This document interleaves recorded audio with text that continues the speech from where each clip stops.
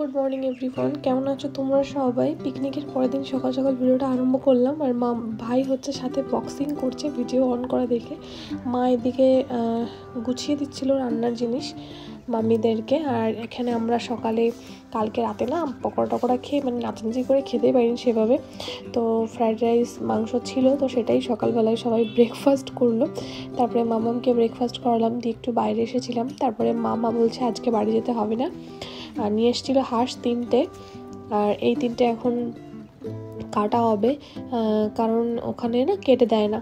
আর তো ভাই সেটাই হেল্প করছিল, ভাই মামি আর একটা দিদা, ওনারা মিলে এটা কাটলো।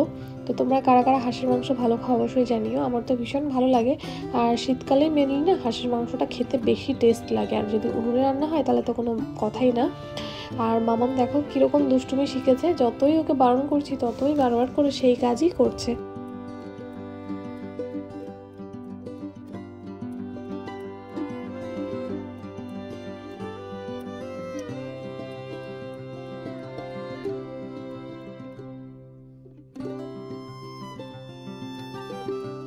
কই মাছের মতো স্লিপ কাটা কোথার থেকে যে শিখেছে জানি না, ও বুঝতে পারছে যে মামা আমাকে এটা বারণ করতে, তাই জন্য ও আরও মজা পেয়ে না বেশি করে করছে।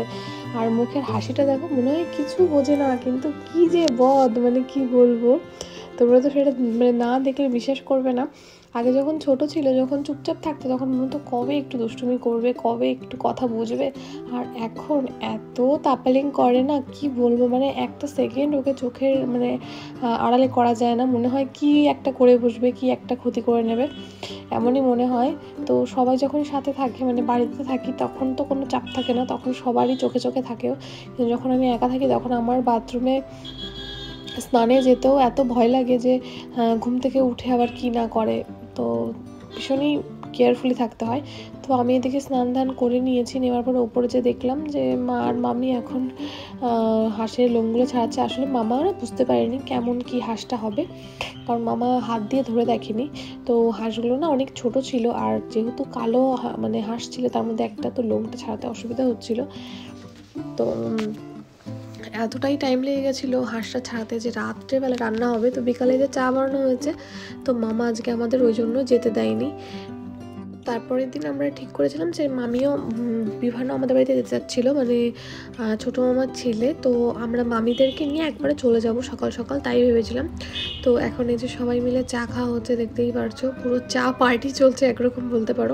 আমাদের ফ্যামিলিতে এতগুলো সদস্য না, যদি কোনো কিছু হয়, সবাই এক জায়গায় হলে একটা অনুষ্ঠান হয়ে যাবে এমন, বাচ্চা কাচ্চা মিলে। আর এরপরে তো ফ্যামিলি আরও বাড়বে, কমবে না, তো সবাই একসাথে থাকলে ভীষণ মজা হয়।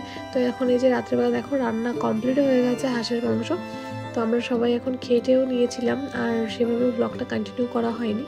পরের দিন সকালবেলা এই যে একবারে ব্লগটা আরম্ভ করেছিলাম। এখন আমরা সবাই রেডি হয়ে গিয়েছি বাড়িতে যাব বলে, আর তাই জন্য স্বর্ণার মিমি স্বর্ণাকে আদর করে দিচ্ছে কোলে দিয়ে। আর স্বর্ণা তো সেই সুযোগে এটা ওটা বলতে থাকছে, যদি কিছু একটা ধরতে দেয় ওকে। তো আমরা এখন বেরিয়ে পড়বো। তো মামা বললো, ছোটো মামা, যে আমাদের এগিয়ে দিয়ে আসবে নৌকা পার করে। আর সকালবেলা আমরা চা খেয়েই বেরিয়ে গেছিলাম সবাই, কারণ বাড়ি পৌঁছতে না হলে না দেরি হয়ে যেত। আর একটু সকালবেলা কিছু খেয়ে দিয়ে বেরোলে আবার না মনে হয় যে আর একটু বসি, আর একটু শুই, এরকম। তো মামাম তো দেখতেই পারছো ভীষণ কাশছে আর ঠান্ডা লেগেছে, আবার ওর ওষুধও আনা হয়েছিল। এবার ভেবেছিলাম যে বাড়ি গিয়েও ডাক্তার দেখাবো, বাড়িতে গেছি না, সে 27 তারিখে গেছি, আর এই যে 27 তারিখে আমি চলে এসেছি। ধরো 1 মাস, পুরো এই 1 মাসের মধ্যে ওকে আমি 5 বার ডক্টর দেখিয়েছি। কি বলবো, ভীষণই অসুস্থ হয়ে পড়েছিল। তো এই যে এখন সবাই মিলে আমরা যাচ্ছি, নৌকা পার করছি। এই নৌকাটা আগে না পার করতে ভয় লাগতো না, আর এখন অনেক দিন পর পর উঠি তো ভয় লাগে। আর ওই দিদাটা বাড়ি চলে যাবে, আর আমরা সবাই মামি সবাই মিলে যাবো বাড়ি। তো মা বাড়ি এসে তাড়াতাড়ি করে দেখো তরকারি রান্না করেছে, মাছের ঝোল, তারপরে ধনেপাতা বেটেছে, প্লাস পালং শাকের তরকারি রান্না করেছে। আর আমার মা যখন খুব তাড়াহুড়ো করে রান্না করে না, তখন এই রান্নাটা আরও বেশি টেস্টি লাগে আমার কাছে। আর যখন মা খুব মন দিয়ে রান্না করে, সেদিনকে অতটা ভালো হয় না। আর মামাম দেখতে পাচ্ছ বোতল দিয়ে দিদুনকে মারছে, নিজেকে মারছে।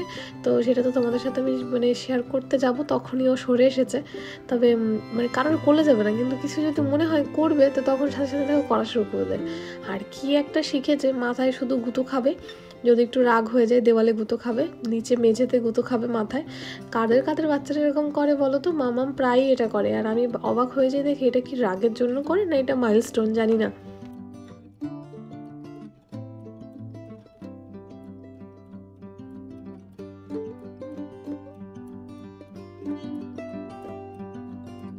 ওর যদি কোনো কিছু বারণ করা হয় দেখো তেড়ে এসে বলবে পপ, বলে মারতে আসবে। আর পপ কতটা খুব শিখেছে ও ওর বাবার কাছ থেকেই। আর দেখতেই পারছো আমার মাথায় কিন্তু বসিয়েও দিয়েছে 2-4 ঘা। আর এখন এই যে 3 জনে মিলে দেখো খেলছে, আমার ভাই, বুনু আর শরণ্যা। আর 3 জনেরই রয়েছে নিজেদের জিনিসের দিকে ধ্যান। বুনু তো এদিক ওদিক করে বেড়াচ্ছে হাতে একটা কিছু নিয়ে, আর শরণ্যা এই ঝাড়াটা পেয়েছে এটা নিয়ে খেলছে, আর বিভানের দিকে একটা গাড়ি পেয়েছে সেটা নিয়ে খেলছে। এদিকে মাম পড়েও গেল। সত্যি দেখে মজাও লাগে যে বাচ্চারা কিভাবে নিজের মন নিয়ে খেলে। আর বুনু তো একটা ব্লেন্ডার পেয়েছে সেটা নিয়ে আবার মুখে ডলছে, মানে সে জানে যেটা মুখে দিতে হয়। তারপরে বিকালবেলা সবাই মিলে খেলাম মোমো আর ফ্রাইড চিকেন। আর এখানে মামামকেও দিচ্ছিলাম, ও খাচ্ছিল আর বুনুও খাচ্ছিল। বিভান কয়েকটা মোমো খেয়ে বলছে ভীষণ ঝাল, খাবো না, চাটনি। আর এখানে বুনু এমনি ভাত খাবে না ও, কিন্তু এরকম ফাস্ট ফুডের দিকে বেশ ভালোই ওর ইন্টারেস্ট আছে। আর রেস্টুরেন্টে যদি খাওয়ানো হয় তবে কিন্তু ও ভীষণ খেতে ভালোবাসে, কিন্তু বাড়িতে খেতে চায় না সচরাচর। আর এখানে দেখো দুজনে মিলে কি করছে, সব কিছু ফেলে ছড়িয়ে রান্না করছে আর বলছে নান্না নান্না। আর ওর মিমিকে দিচ্ছে এক একটা হাতে, মানে হেল্প করছে। তো দিদি রাতে রান্না করছিল হচ্ছে বিরিয়ানি, আর দিদিকে হেল্প করে দিচ্ছে ওরা। তোমরা দেখতেই পেরেছো এই ভিডিওগুলো শর্টে তো শেয়ার করেছি, তো ভাবলাম এটা ভ্লগেও রেখে দেওয়া যাক, ওরা যখন বড় হবে দেখবে। আর মামাম যেহেতু পুরো ঝুড়িটা ফেলে দিয়ে এসছে তো এবার ভয় পাচ্ছে, ভাবছি কি মুখে না বকে, তাই কোলে উঠতে চাইছে। তো তারপরে মা সব কিছু গুছোচ্ছে একদিকে আর ও দেখো ছড়াচ্ছে। মানে কেউ যদি ওর সামনে কোনো ফেলানো জিনিস যদি গুছিয়ে রাখে না, তো ওর মাঝে মাঝে কি মনে হয়, মাঝে মাঝে সেগুলো মানে হেল্প করে গোছাতে, আর মাঝে মাঝে সেখান থেকে নিয়ে ছড়ানো শুরু করে দেয়।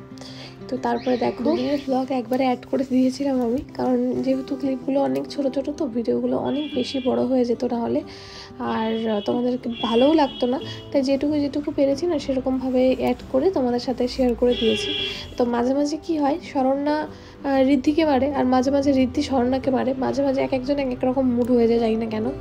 তো এখন ওদেরকে খাওয়ানো হয়ে গেছে আর আমরা সবাই এখন খেতে বসেছি। আর বিরিয়ানি তো মানে কি বলবো, আগাগোড়াই দিদির হাতের বিরিয়ানি, মায়ের হাতের বিরিয়ানি ভীষণই টেস্টি হয়। তো তারপরে এই যে নেক্সট দিন সকালবেলা একবারে মা চা বানাচ্ছে, তখন ভিডিওটা আরম্ভ করেছি। আর মামামকে ওই যে অ্যাপেল পিউরিটা খাওয়াবে, আর এখানে মামি সকালবেলা বুনুকে ফ্রেশ করে দিচ্ছে। আর মামামের তো ফ্রেশ আগেই হওয়া হয়ে গেছে, মা ঘুম থেকে উঠে ওকে আগে ফ্রেশ করিয়ে দেয়, আর দিদি এদিকে ওকে জল খাইয়ে দিচ্ছে। আর এখানে বারান্দায় ভাই সাইকেলগুলো যদি সকালবেলা উঠে না নামায় না, ওর একটু অসুবিধা হয়ে যায়, ও মানে খেলতে পারে না। আর এখন আমরা সবাই যে বসে একসাথে চা খাচ্ছি, আর মা এদিকে রান্নাবান্নার প্রিপারেশন স্টার্ট করেছে, এদিকে আমি একটু দিয়ে দিলাম তাড়াতাড়ি করে পুজো। আর এখানে যে মাটন আনা হয়েছে, তো মাটন রান্না হবে। আর এখানে আছে হচ্ছে পাঙাশ মাছ, তো এই দুটোই আজকে রান্না হবে। আর এখানে সব কিছু মার আগেই গোছানো হয়ে গেছে। আর মাম্মা আর আমি দেখো ম্যাচিং হয়ে গেছি, পুরো লাল লাল। আর এই সোয়েটারটা না আগের বছর বাবা যখন ও হয়েছিল তখন নিয়ে এসেছিল, তো এই বছর হচ্ছে কিন্তু ছোট হয়ে গেছে, নেক্সট ইয়ার আর হবে না। তো তারপরে সকালে ব্রেকফাস্ট করলাম পরোটা খেয়ে। পরোটা আনা হয়েছিল, পরোটা মাঝে মাঝে খেতে ভালো লাগে, আগে না ভালো লাগতো রোজ খেতে, যখন প্রেগনেন্ট ছিলাম তখন সকালে মাঝে মাঝেই খেতাম পরোটা। কিন্তু এখন আমি ফাস্ট ফুড খাওয়া একদম যখন থেকে ভেবেছিলাম খাবো না, তো বাদ দিয়েছি খাওয়া। তারপরে আমার অনেকটাই ওয়েট লস হয়েছে, প্লাস আমার ইচ্ছাও করে না খেতে। তারপর সন্ধ্যাবেলায় তোমার দাদাভাই আসলো, আসার পরে তো মানে তখন মামি আবার চলে যাবে, মানে মামি সকালবেলায় চলে যেতে চাইছিলো, কিন্তু তারপরে মা অনেক জোরাজোরি করার পরে থাকলো বিকালে, কারণ এখন ভাইয়ের তো পরীক্ষা সামনে, আর ওর অনেকগুলো টিউশন রয়েছে, নবোদয় রয়েছে, অ্যাভোকাস রয়েছে ক্লাস, ওই জন্য মামি কোথাও গিয়েই থাকতে চায় না বা কোথাও যেতেও পারে না।